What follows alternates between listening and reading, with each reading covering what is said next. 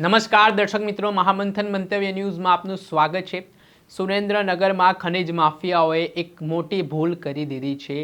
સુરેન્દ્રનગરના પ્રાંત અધિકારી એચ.ટી. મકવાણાની ટીમ પર હુમલો કરીને હવે આ ખનિજ માફિયાઓએ તેમની મુશ્કેલીઓમાં વધારો કર્યો છે અને તેમની સામે તુરત જ બુલડોઝર વાડી પણ થઈ છે।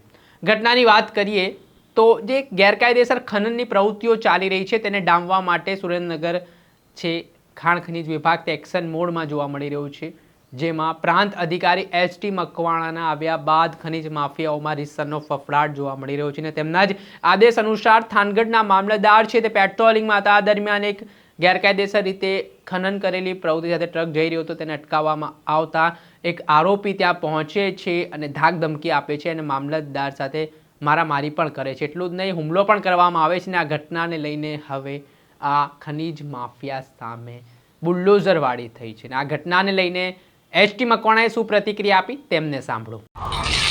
જી સાહેબ, શું કહેશો?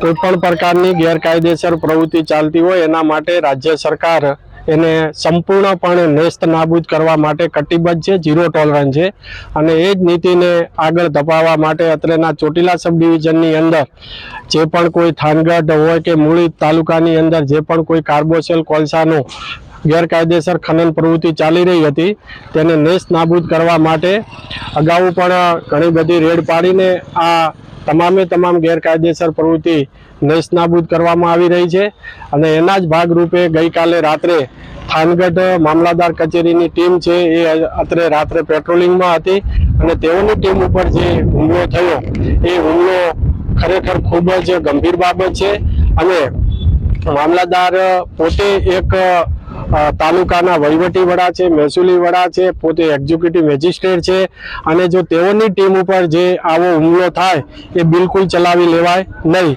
અને એના જ ભાગરૂપે તાત્કાલિક અમોએ રાત્રે જ આ જે ઈસમો ભરત રમેશ અલગોતર, જયપાલ રમેશ અલગોતર, રવિ પરમાર અને બીજા અન્ય 4 થી 5 ઈસમો જે અજાણ્યા એમ 7 થી 8 ઈસમોએ જે ટીમ ઉપર હુમલો કરેલો હતો તે 3ને આઈડેન્ટિફાઈ કરી અને તેઓ કઈ ગેરકાયદેસર પ્રવૃત્તિ સાથે સંકળાયેલા છે, તેમની કઈ મિલકતો છે એ સરકારી જમીનો ઉપર બનેલી છે તે તમામ આઈડેન્ટિફાઈ કરી અને રાત્રે જ મામલતદાર કચેરી દ્વારા નોટિસો ઇસ્યુ કરી અને સવારથી જ અમારી નાયબ કલેક્ટર પ્રાંત ચોટીલાની ટીમ, મામલતદાર થાનગઢની ટીમ, મામલતદાર મૂળી અને મામલતદાર ચોટીલાની સંયુક્ત ટીમો દ્વારા આ જે ગેરકાયદેસર પ્રવૃત્તિમાં આશ્રય સ્થાન તરીકે જુદી કોલસાની અંદર વપરાતી મશીનરો મૂકવા માટે તેમજ વજન કરવા માટેના જે વેબ્રિજનો જે ઉપયોગ થઈ રહ્યો છે, સરકારી જમીનો ઉપર દબાણ જે વર્ષોથી થયેલા છે એ તમામ બાબતોને ધ્યાને લઈ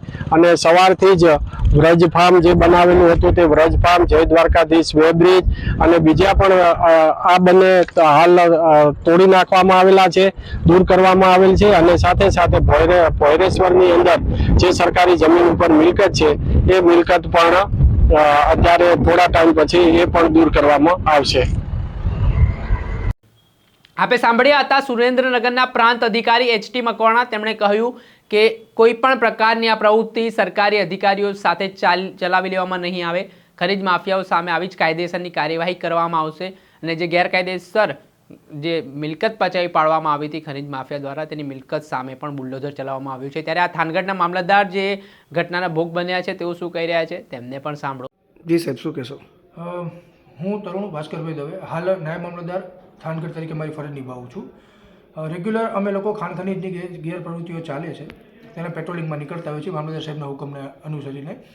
ગત રાત્રિએ તારીખ 15ના રોજ અમે 9:30ની આજુબાજુ ઓફિસેથી ભડુલા થાનગઢ વિસ્તારમાં પેટ્રોલિંગમાં ગયેલા। તે દરમિયાન અમે ચેકિંગ કરતા હતા, એક ખટારાનો ભાગવાનો અવાજ આવ્યો, અમે પીછો કર્યો। તે દરમિયાન અમે ત્યાં ગાડી ઊભી રાખી ત્યારે અચાનકથી એક બુલેટ આવ્યું। તે બુલેટ લઈને ભરતભાઈ રમેશભાઈ અલગોતર તે અચાનક અમારી સરકારી ગાડી પાસે આવ્યા। ત્યાં અમારા ડ્રાઈવરને કાચ ખોલીને જેમ ફાવે એમ ગાળો બોલવા માંડ્યા। ત્યારબાદ એમને હાથ ચલાકી કરી, ડ્રાઈવરને મારવાની કોશિશ કરીને માર્યો પણ। ત્યારબાદ અમે લોકો ત્યાંથી જેમ તેમ કરીને નીકળી ગયા।